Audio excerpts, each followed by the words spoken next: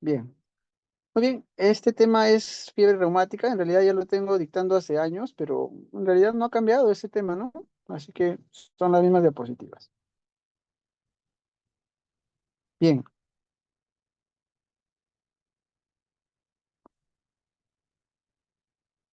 en realidad este es un tema corto, sencillo, no tiene, no tiene tanto, no tiene tanta complejidad realmente, pero sí tienen que entender algunos términos, tienen que entender la parte de la prevención, sobre todo, porque ustedes sí van a ver este tema. Ustedes como médicos serumistas se van a enfrentar a esta problemática que realmente en países del tercer mundo, pues todavía seguimos teniendo este problema. En países desarrollados ya no existe esta enfermedad y vamos a ver cómo se desarrolla. Bien, fiebre reumática. Es una enfermedad que puede afectar a muchos órganos y está causada por una reacción autoinmunitaria. Eso quiere decir que el propio cuerpo se ataca y está producida por una infección causada por estreptococos del grupo A.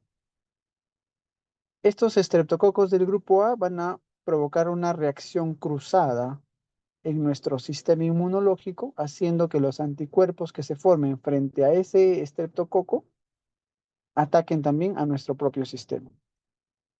Es una enfermedad importante en países en vías de desarrollo, responsable de más de 250.000 muertes de personas jóvenes por año en todo el mundo.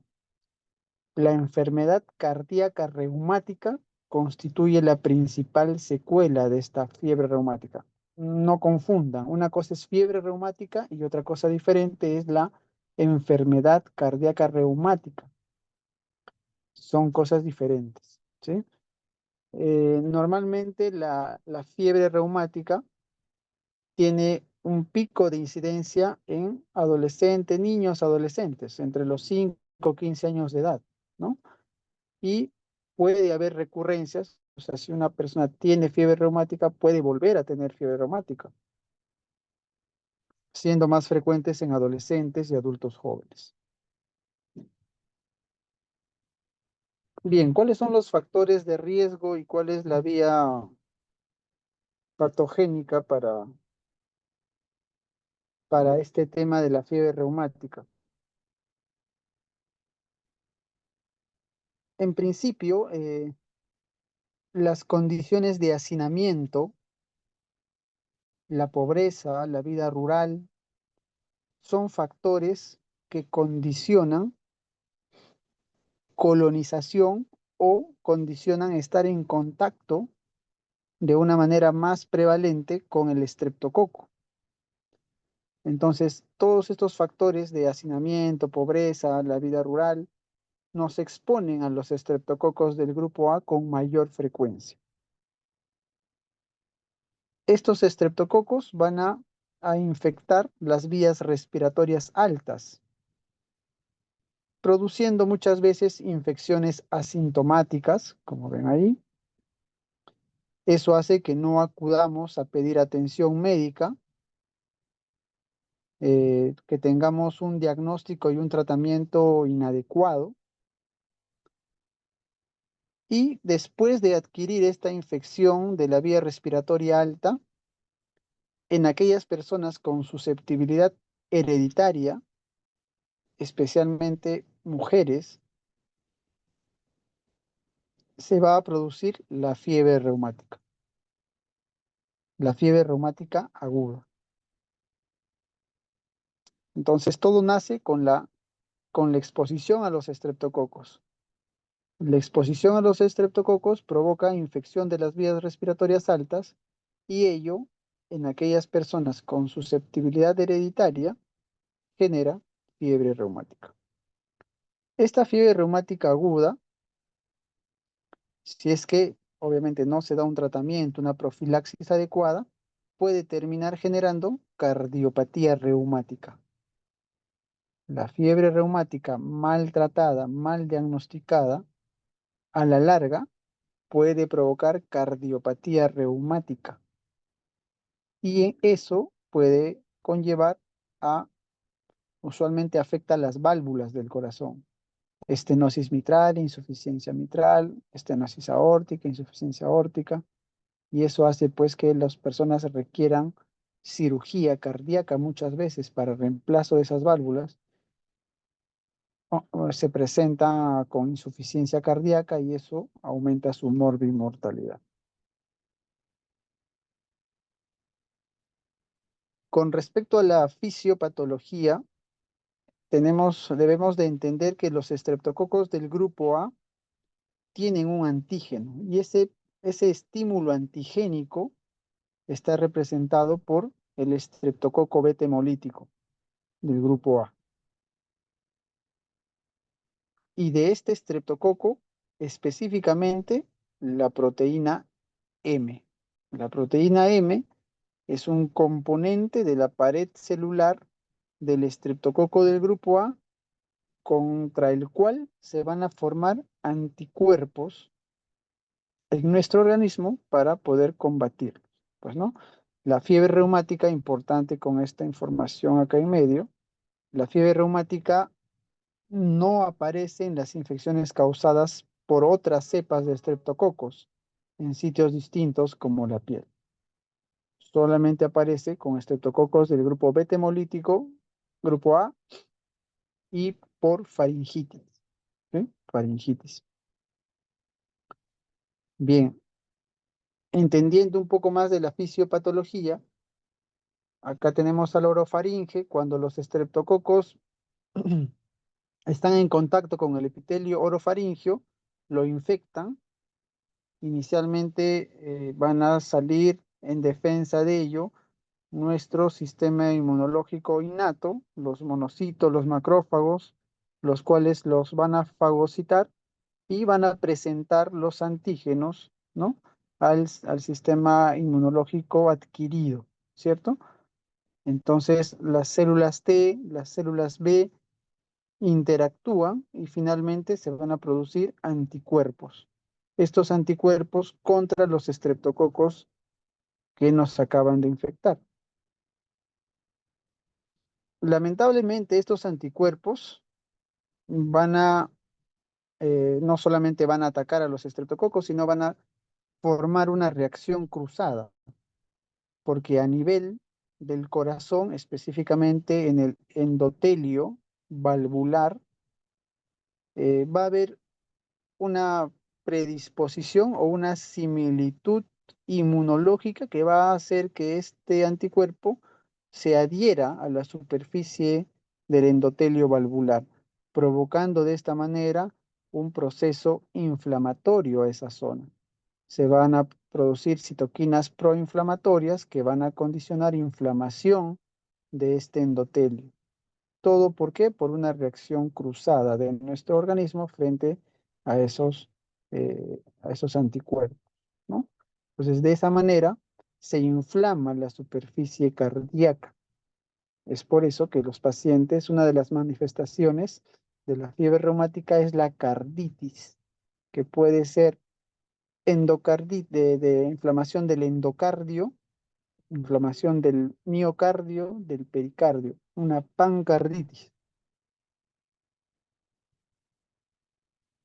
Anatomopatológicamente, la fiebre reumática aguda se van a encontrar lesiones inflamatorias focales, diseminadas o difusas, ¿no?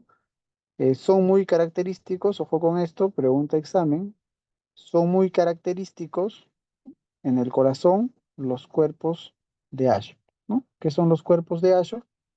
Anatomopatológicamente son focos de degeneración fibrinoide rodeados de linfocitos macrófagos hinchados llamados células de Anschutz, ¿no? Eso es la característica anatomopatológica de la fiebre reumática, los cuerpos de Ascher. Siempre preguntan eso, ténganlo en cuenta. Bien, vamos a las manifestaciones clínicas. La fiebre reumática usualmente aparece a las 2 a 3 semanas después de la infección estreptocócica. Hay un tiempo de ventana en el cual se van a ir formando los anticuerpos. ¿Por qué no es inmediato? Porque justamente tenemos que formar los anticuerpos y eso suele demorarse 2 a 3 semanas. Después de que adquiero el estreptococo, se forman esos anticuerpos y las manifestaciones suelen aparecer en ese tiempo. El síntoma o la manifestación más común es la fiebre, 90% de los casos, y no suele ser tan alta, bordea los 38.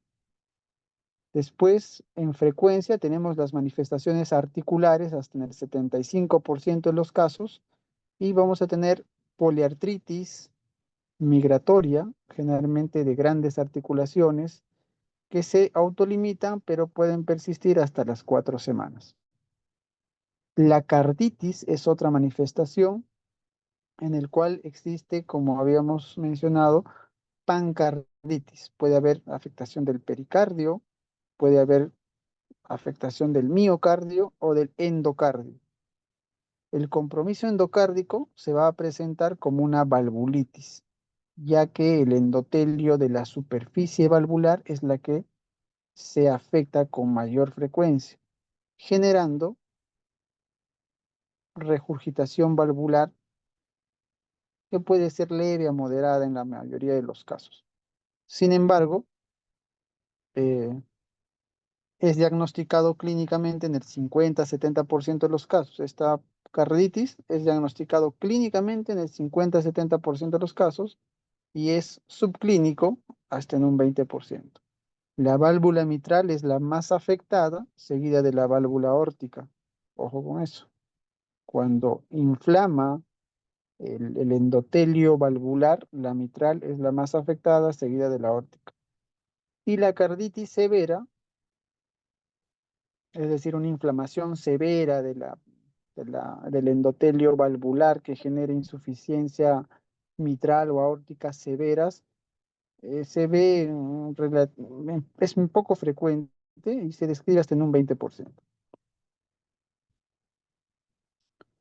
Seguimos con las manifestaciones. La corea, por ejemplo, son movimientos involuntarios, ¿no? En forma de baile, movimientos involuntarios un poco groseros en forma de baile. Se da hasta en un 15% y especialmente se ve en mujeres. Los nódulos subcutáneos, ya las manifestaciones cutáneas son un poco más raras, 5%, son pequeños, no duelen y aparecen sobre superficies extensoras. El eritema marginado, menor del 5%, ¿no? Ya es un eritema en forma de anillo que aparece en brazos, dorso, piernas, no duele y no pica.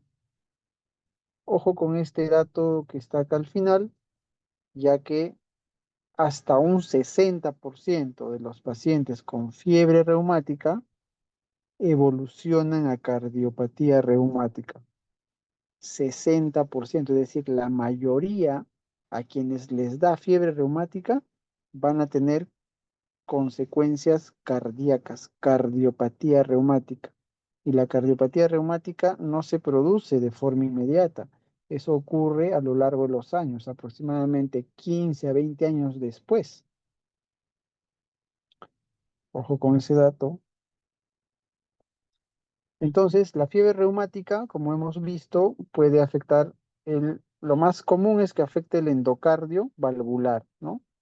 La mitral y la aórtica, produciendo inflamación, regurgitación valvular en la fase aguda. Eso de ahí se resuelve al cabo de semanas y también puede haber afectación del miocardio y pericardio, pero a la larga, estas personas que han tenido fiebre reumática, a la larga, con unos 15, 20 años después de haber tenido fiebre reumática, desarrollan lo que es la cardiopatía reumática. Desarrollan la cardiopatía reumática o antes llamada fiebre reumática crónica, ¿no? Esto lo hacen 15 a 20 años después, no lo hacen tan rápido, ¿de acuerdo? ¿Y en qué consiste esta cardiopatía reumática? En compromiso valvular, especialmente si afecta la válvula mitral. 50-60% de los casos, solo la válvula mitral está afectada. Aórtica y mitral, 20%. Y las válvulas del lado derecho ya son mucho más raras su afectación. Entonces, principalmente lo que produce es estenosis mitral. ¿Por qué produce estenosis mitral? Por la inflamación crónica que que esta enfermedad deja. Entonces, se produce engrosamiento de las válvulas. Esta es la válvula mitral. Acá vemos que hay engrosamiento de las válvulas. La válvula, miren, acá está engrosada. Esta es la válvula aórtica, está engrosada. Esta es la válvula mitral. También vemos que tiene un engrosamiento. Fusión y acortamiento de las comisuras. Las comisuras están acá, se han fusionado y se han acortado. Y las cuerdas tendíneas también se acortan y sufren un engrosamiento, ¿no? Estas son las cuerdas tendíneas engrosadas, acortadas, y eso provoca estenosis mitral. La mayoría de las veces provoca estenosis mitral. ¿Puede haber insuficiencia mitral asociada? Sí, pero predomina la estenosis mitral. Y eso lo ves pues en personas jóvenes, ¿no? Por ejemplo, pacientes de 30 años que vienen por insuficiencia cardíaca, le haces un ecocardiograma, tiene estenosis mitral. Y uno, por el ecocardiograma, puede saber si esa estenosis mitral es de causa reumática, ya que por ecocardiograma hay ciertas características que nos hacen pensar en etiología reumática. Entonces tú le preguntas al paciente, ¿usted ha tenido fiebre reumática? Y por ahí de repente se acuerda y dice, sí, me dio fiebre reumática cuando tenía 15 años. Entonces, más o menos a los 15 años le dio fiebre reumática, 15 años después está debutando con cardiopatía reumática. ¿De acuerdo?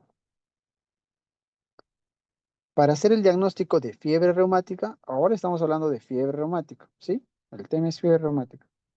En realidad no existe una prueba definitiva para el diagnóstico. Debe basarse en las manifestaciones clínicas típicas junto con datos de infección previa por estreptococo del grupo A. Y para poder evidenciar la infección previa por estreptococos del grupo A, para lograr una evidencia de que ha estado infectado por estreptococo del grupo A, debo de pedir o cultivo de frotis faringio o las pruebas serológicas como el ASO y la antiDNasa, que son anticuerpos, ¿no? Que hemos formado para los estreptococos. ¿De acuerdo? Entonces, con esa evidencia, ya sea por cultivo o por prueba serológica, tengo la evidencia de la infección previa por estreptococos. Ahora, para el diagnóstico se crearon unos criterios, los famosos criterios de Jones, que fueron modificados el año 2015 de acuerdo al nivel de riesgo que tenía la población. La población nuestra, Perú, es una población en riesgo moderado alto. ¿Por qué? Por las condiciones de hacinamiento, de pobreza que aún tenemos en el país, ¿no? Entonces existen criterios mayores y criterios menores para hacer el diagnóstico.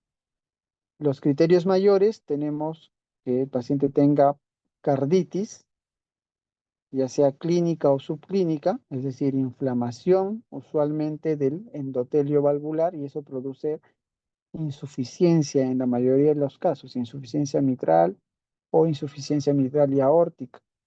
Y eso se escucha clínicamente con el soplo, ¿no?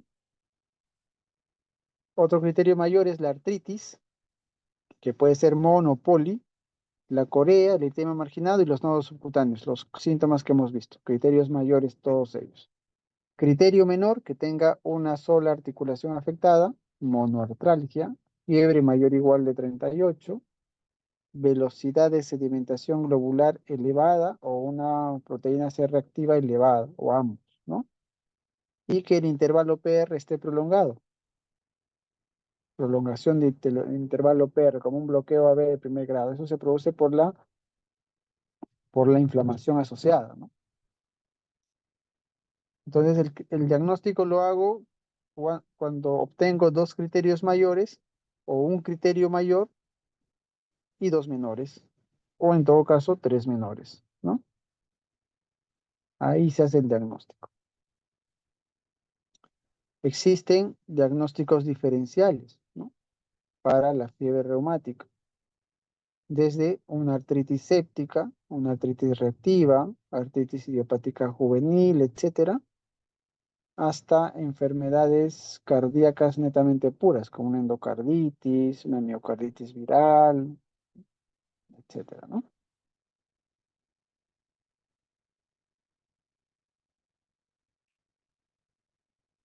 Bien, este esquema se ideó para, de alguna manera,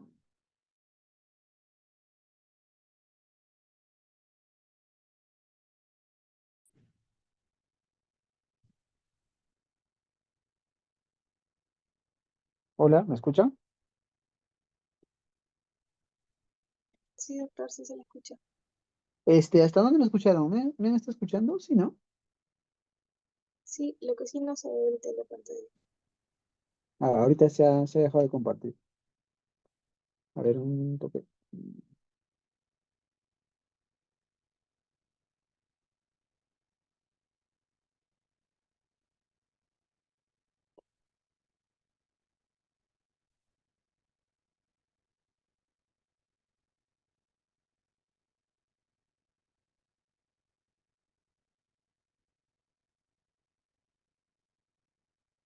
Ya, pueden ver, ¿verdad? Sí, sí, doctor. Ya, ok. Este cuadro se ideó para hacer más o menos un diagnóstico abreviado. Aquellos pacientes que se manifiestan con problemas articulares, como dice ahí, y yo detecto que tiene PCR o velocidad de sedimentación globular elevada, con o sin fiebre, hay que tener la sospecha alta. Síntoma articular con BCG o PCR alto, ya con o sin fiebre, a esos pacientes es probable que sea una fiebre reumática. Hay que solicitarle un ecocardiograma dentro de las 12 semanas. Y si ese ecocardiograma muestra alteraciones, la válvula mitral o aórtica tienen regurgitación, con o sin cambios morfológicos sugestivos de carditis aguda, el diagnóstico está establecido. Pero si en ese tiempo, en el ecocardiograma, no hay compromiso, ya tengo que pensar en detectar la enfermedad basándome en los criterios de Jones. ¿Sí? Bien, y la última parte es con respecto al tratamiento, ¿no? Para hacer para dar el tratamiento, tengo que tener en claro tres objetivos. Si esta enfermedad es provocada por un bicho, tengo que erradicar el bicho. Si el paciente viene con síntomas articulares, fiebre, obviamente tengo que calmarle los síntomas, ¿no? Y en tercer lugar, y tal vez lo más importante, es que debemos de reducir el riesgo de que esto progrese a una enfermedad reumática crónica o cardiopatía reumática. Debemos, en la medida de lo posible, reducir el riesgo de que eso suceda. ¿Y cómo lo vamos a hacer? Vamos a revisar. Para erradicar el germen, todos los pacientes con fiebre reumática aguda deben recibir tratamiento antibiótico. Todos. Tratamiento de elección, penicilina. Penicilina. Amoxicilina en esa dosis o penicilina G benzatínica intramuscular, ¿no? 1,2 millones de unidades en dosis única intramuscular o 600.000 unidades si es que pesa menos de 27 kilos. Si es alérgico a las penicilinas, macrólidos, ¿de acuerdo? Macrólidos.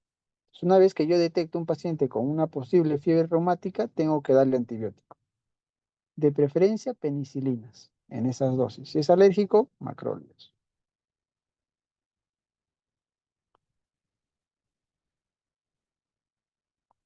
Con respecto al punto 2, alivio de los síntomas. Para aliviar los síntomas está descrito que los AINES tienen un efecto, una eficacia alta. Aspirina o ácido acetilsalicílico, ¿no? En esa dosis. Naproxeno también es posible darlo. Y usualmente este tratamiento con AINES, usualmente lo mantenemos por 1 a 4 semanas, ¿no? Dependiendo de cómo vaya mejorando los síntomas del paciente, ¿ya? Y finalmente, y creo que es la parte más importante, cómo reducimos la progresión de la enfermedad hacia la cardiopatía reumática, cómo vamos a reducir ese riesgo. En realidad se han hecho algunos estudios con corticoides, pero la evidencia actual es discrepante. Unos estudios van a favor y otros estudios no han demostrado nada. Así que usar corticoides para disminuir el riesgo de progresión hacia cardiopatía reumática no está demostrado fehacientemente. Sin embargo, los AINES sí, como son parte de la terapia sintomática antiinflamatoria, se ha considerado por mucho tiempo que tiene el mayor potencial para reducir la progresión a la cardiopatía reumática. Sin embargo, no hay estudios a gran escala que lo hayan demostrado. Claro, hay una hipótesis de que este problema de la fiebre reumática progresa hacia la cardiopatía reumática porque hay un proceso inflamatorio crónico que deja la exposición a estos estreptococos, ¿no? A los anticuerpos formados.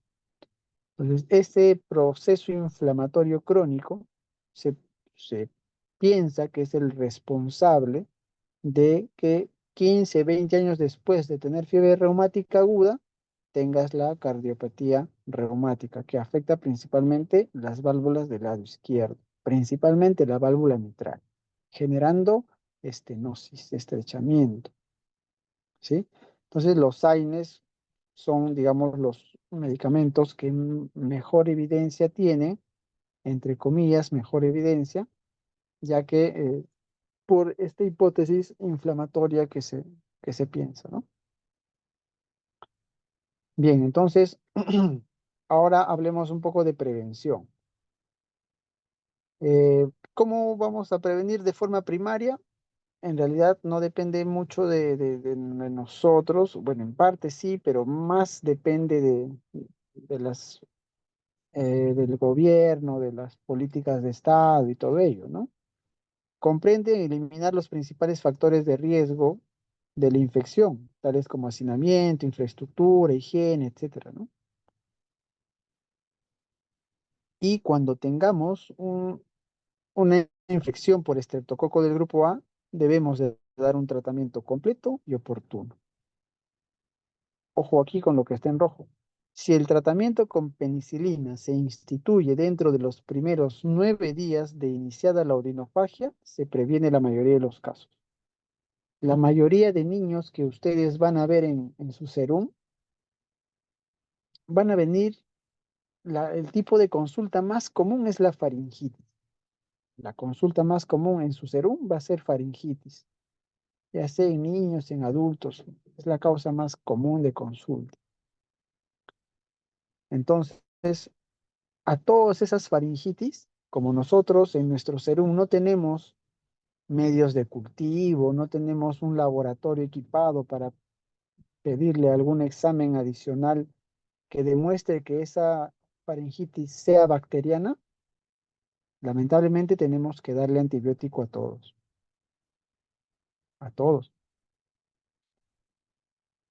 Y el tratamiento con penicilina es el tratamiento de elección. Si tú lo instituyes dentro de los primeros 9 días de iniciada la odinofagia, se previene la mayoría de los casos de fiebre reumática, ¿no?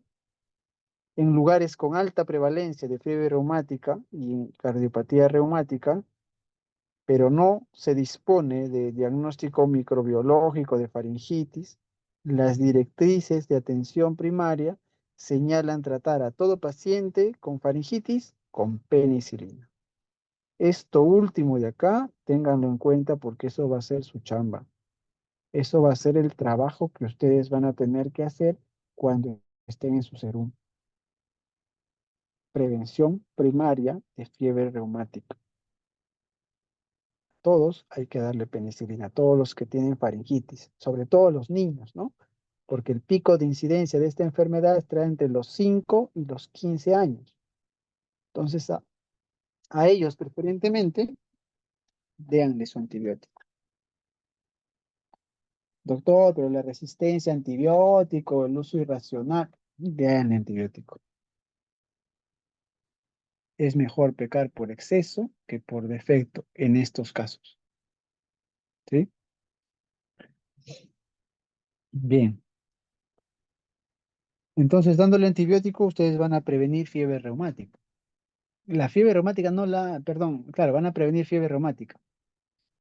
Y si evitas fiebre reumática, evitas cardiopatía reumática. Ustedes ya no van a ver cardiopatía reumática. Quien lo va a ver somos nosotros, los cardiólogos vemos la cardiopatía reumática. Pacientes jóvenes, como les comenté, 30, 40 años con estenosis mitral. En casos severos vienen con estenosis mitral, estenosis aórtica.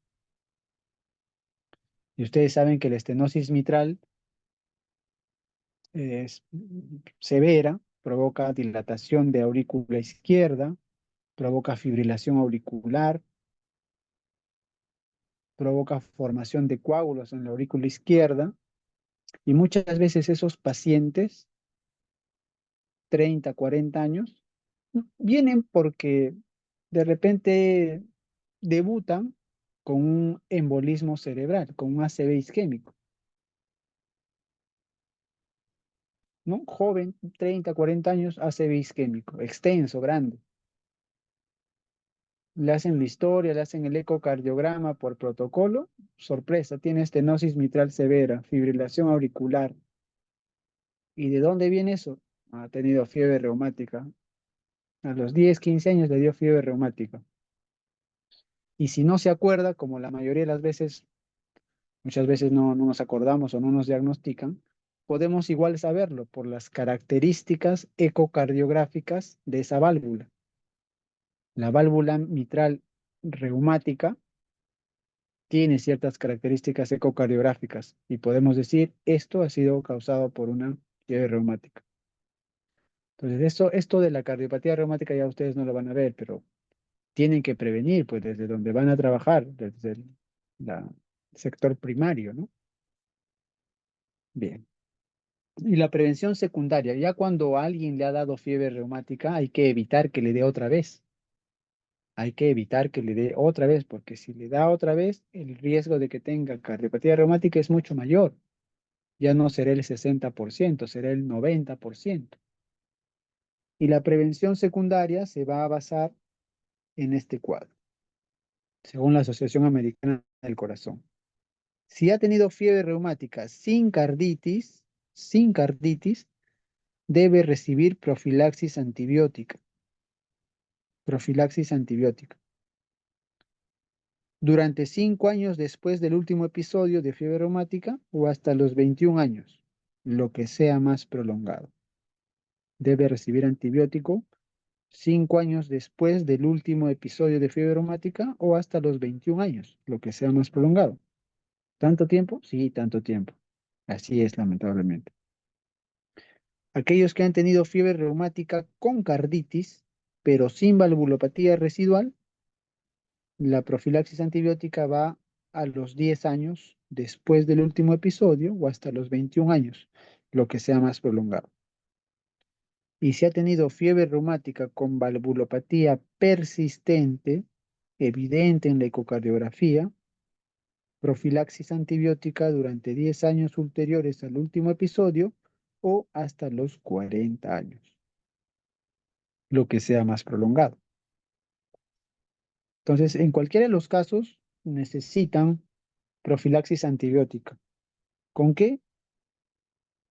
Con penicilina. La prevención secundaria también se hace con penicilina. Penicilina G benzatínica, 1,2 millones de unidades intramuscular cada mes, mensual. O, si no quieres agujas, lo puedes hacer por vía oral, 2 veces al día, pero es menos efectivo. Y en alérgicos tenemos la opción de darle macrólidos, ¿no? Tenemos la opción de darle macrólidos. Bien, eso era lo que quería compartir. No hay más. No sé si tienen alguna duda, pregunta. Con gusto.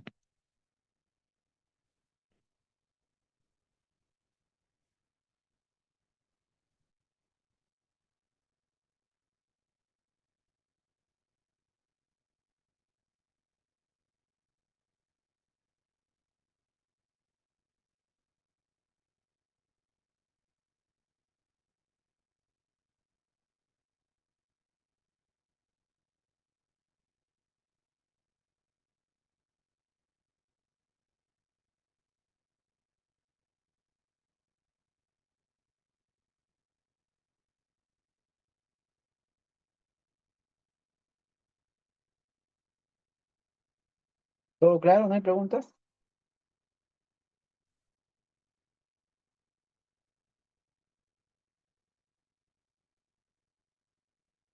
Sí, doctor, todo claro.